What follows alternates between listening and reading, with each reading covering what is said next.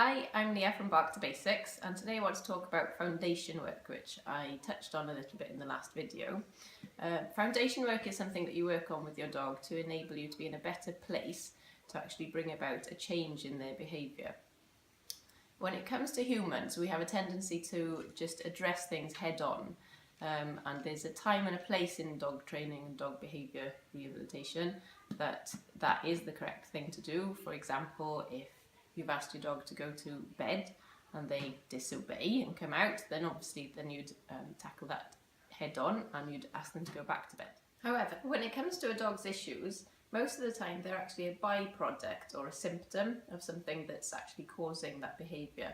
So if you target that, then you get a much better success rate for changing the behaviour in the first place. Foundation work, so in terms of working on that, what I mean is, this is from doggy, working a lot on having structure in their lives, giving them rules and accountability, working on your leadership to enable them to feel that they have someone that they can turn to when they need anything, or any kind of fear-based issues that they may have. They may want you to protect them rather than having to protect themselves.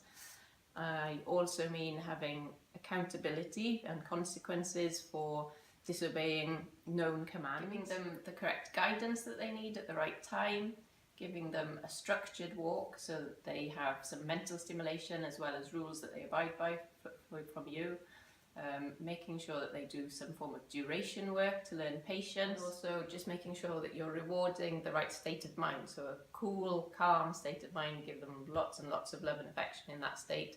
But if they come to you in a hyper state of mind where they're trying to manipulate you, barking at you, to throw a ball, that kind of thing, then you obviously don't want to reward that. So a lot of work that I actually do and advocate that people carry out in their own time as well, it's not very exciting. It actually looks like it's boring. There's not a lot happening, but that's in an action sense.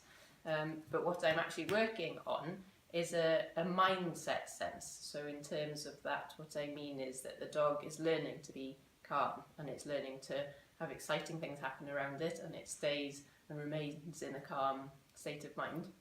I've actually got it going on at the minute. If my camera lady takes you to my puppy, she's actually on place command, and this is part of duration work where it teaches her to be calm regardless of what's happening around her.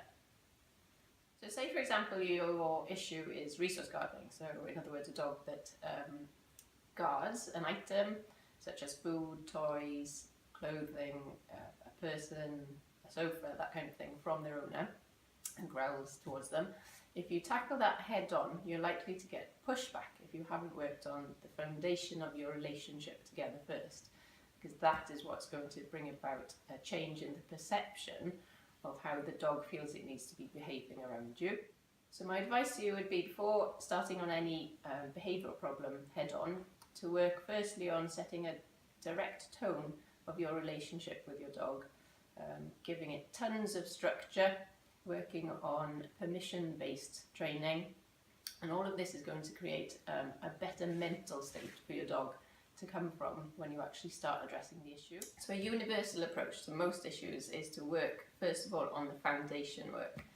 When you do that with your dog and you get a better mental state, you'll find that a lot of the behavioural issues will actually decrease in severity and intensity and frequency just on their own, because the dog is in a better mental frame of mind, and it doesn't make sense for them to actually do the bad behaviour anymore. In other words, you've given your dog something else to actually think of. You've given them a proper relationship with you to actually focus on. You've given them high expectations and you know how to implement that. And you've given them sort of consequences for not adhering to things that you've actually asked them to do that you know are known commands. So give it a go. It's not as hard as it sounds, and honestly, you'll get a completely different dog.